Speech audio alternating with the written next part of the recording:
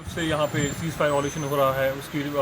उसमें आज दो लोग जो हैं, एक आर्मी का जवान और एक 9 साल की बच्ची जो है वो शहीद हो गई है। मैं गवर्नमेंट से ये अपील करता हूँ, पिछले 2 साल से लगातार जो है बॉर्डर में यहाँ शेलिंग हो रही है, लोग जो हैं बेघर हो रहे हैं। हम यहाँ हमारे लोगों के लिए बंकर्स नहीं है, किसी चीज़ का इंतज़ाम नहीं है, कोई मेडिकल फैसिलिटीज़ नहीं है। मैं गवर्नमेंट ऑफ इंडिया से, government of Jammu and Kashmir से मैं ये अपील करना चाहता हूँ कि यूथ नेशनल कॉन्फ्रेंस की तरफ से ये मेरी अपील है कि इस बात पे गौर किया जाए और पाकिस्तान के साथ फौरी तौर से वार्तालाप जो हैं वो शुरू किए जाएँ, ताकि हमारे लोग जो हैं, जहाँ राजौरी पूंछ के हैं, जो बॉर्डर एरिया के जो लोग हैं, वो सफ़र ना हो, उनको कोई तकलीफ़ ना पहुँचे। मैं समझता हूँ कि गवर्नमेंट ऑफ इंडिया और government of Jammu and Kashmir जो हैं वो इस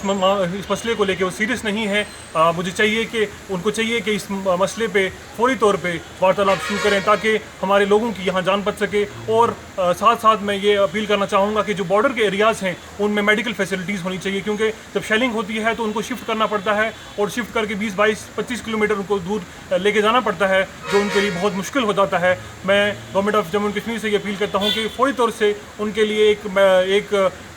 हेल्थ सेंटर, एक फ़र्स्ट एड टब है, उसको फ़र्स्ट एड जो है उसको एक फ़र्स्ट एड हेल्थ सेंटर या मेडिकल कोई भी जो है वहाँ पे एक ब्लॉक खोला जाए, ताकि लोगों को उनको जो है फौरी तौर पे उनका ट्रीटमेंट किया जाए। और ख़ास तौर से गवर्नमेंट ऑफ इंडिया से ये अपील रहेगी हमारी कि यहाँ लोग जो हैं वो मर रहे हैं, उनके लिए सोचा जाए, उनके लिए इनकी बेहतरी के लिए सोचा जाए, ताकि यहाँ जो लोग हैं, जो अमन परस्त लोग हैं यहाँ के, जम्मू हमारी राजौरी पूंछ के, उनके साथ इंसाफ किया जाए।